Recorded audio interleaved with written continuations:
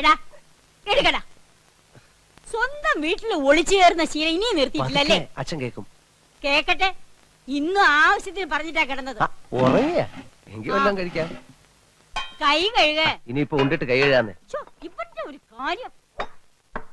ഇന്നും കളി വഴക്കില അവസാനിച്ചതല്ലേ? ആര് പറഞ്ഞു? ഞാനാ പറഞ്ഞത്.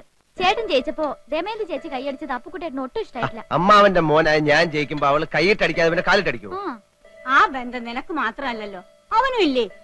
അപ്പുക്കുട്ടൻ കെട്ടാൻ പോകുന്ന പെണ്ണല്ലേ ദമയന്തി? ക്ലബ്ബുകാർ തമ്മിലുള്ള മത്സരമാണെങ്കിലും ഏട്ടനും ഏട്ടത്തെയും കുടുംബ മത്സരമായിട്ടാണ് കാണുന്നത്. അവരുമായിട്ട് ഇനിയൊരു വരസലിന് അച്ഛന് ഇഷ്ടമല്ലെന്ന് നിനക്ക് അറിഞ്ഞൂടെ? വരസനെന്ന് ഞാൻ പറഞ്ഞോ? നമ്മളുമായിട്ട് അത്ര രസത്തിലല്ലെങ്കിലും അപ്പുക്കുട്ടൻ നിന്റെ ചേട്ടനാ.